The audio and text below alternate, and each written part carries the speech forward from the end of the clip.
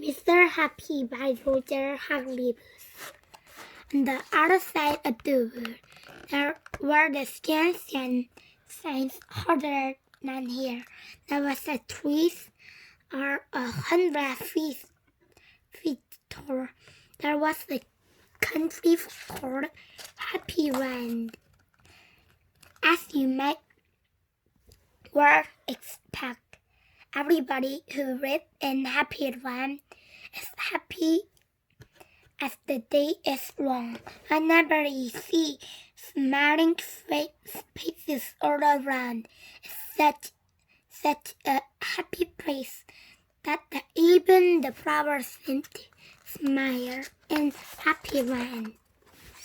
And as well, being all the people were happy, all the animals in Happy Land are happy too.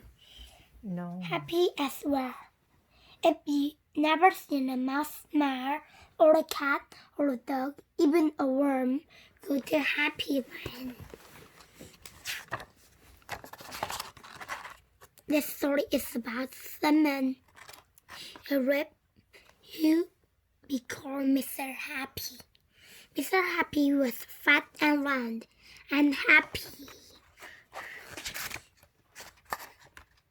He lived in a small cottage beside a lake, the foot on the mountains, and close to the earth in Happy Land.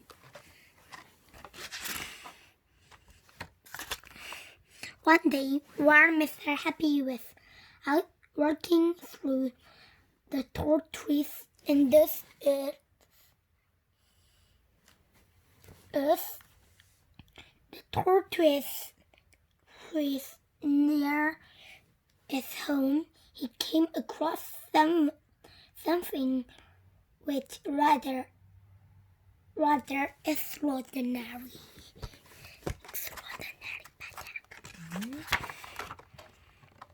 There was a trunk in the very tall trees. There was a door, not very large door. Whenever there was a door, currently as a door, a small, narrow, yellow door.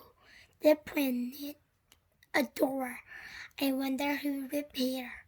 From Mr. Happy, he went to himself and turned and hand a small, narrow, yellow door. The door wasn't locked, and it swung open quite eagerly.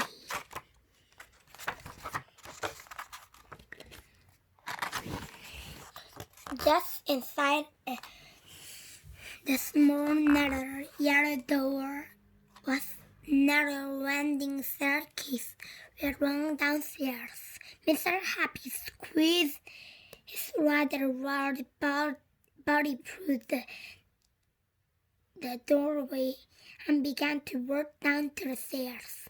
The stairs went round and round, round and down, and round and down and down and round.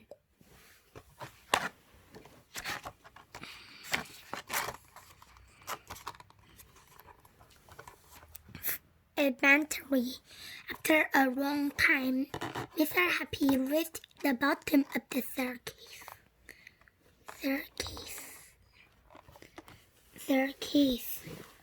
He looked and saw in front of him, after another small narrow door, but this one was red.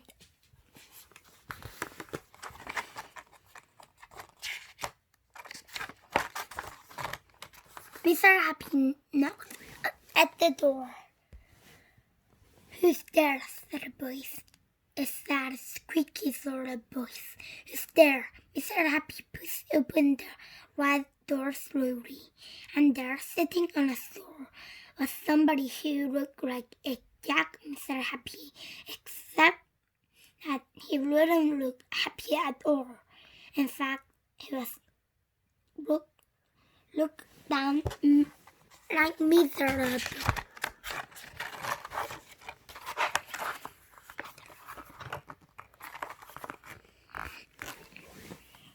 "Hello," said Mr. Happy. "I'm Mr. Happy." "Oh, are you indeed?" sniffed the person who looked like Mr. Happy wasn't. "Well, my name is Mr. Miserable, and I'm the most miserable person in the world." "Why are you so miserable?" asked Mr. Happy. "Because I am," replied Mr. Miserable.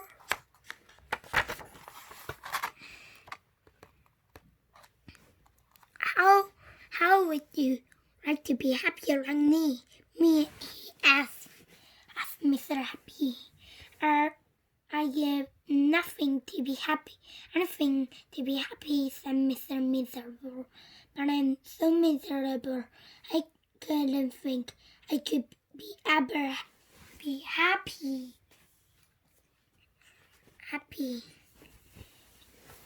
He added miserably. Mr. Happy made up his mind quickly. "For me," he said, "where to?" asked Mr. Miserable. "Don't argue," said Mr. Happy, and he went down the small, narrow, red door. This is the Mr. Miserable slow.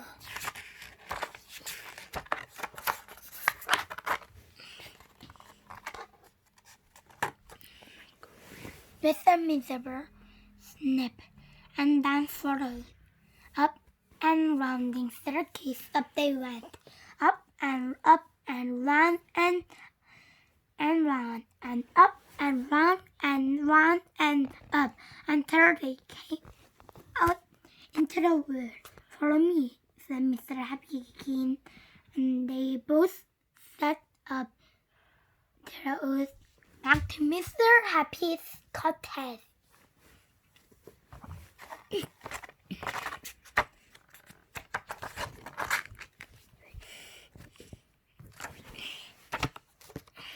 Mr. Miserable stayed in Mr. Happy cottage for quite some time, and he grew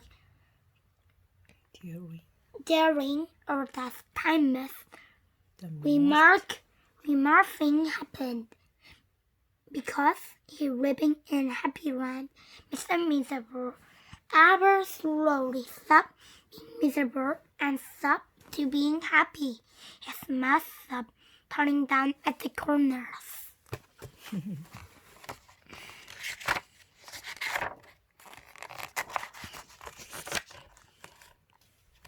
And ever so slowly, it started turning up to the corners. Up at the corner. Up at the corners.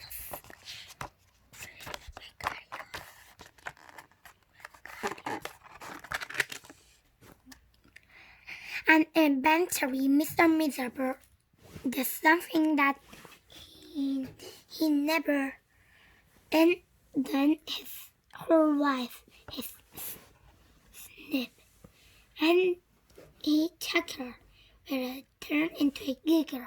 It became a rap, a big, booming, hurting, huge giant roared enormous rap.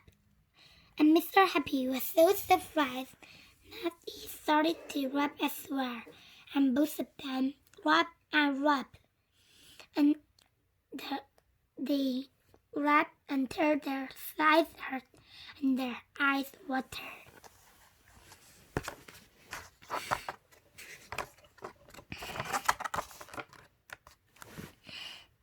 Mr. Miserable and Mr. Happy rapped and rapped and rapped and rapped.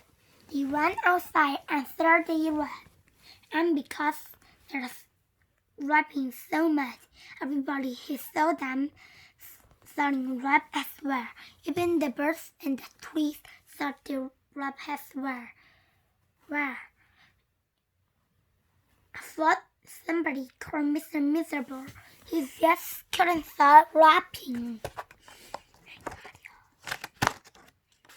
Wow. And that's where the end of the story. Except for you that never felt miserable as Mr. Miserable used to be. You know exactly when to tell them, don't you? Just turn your mouth up to the corners. Go on.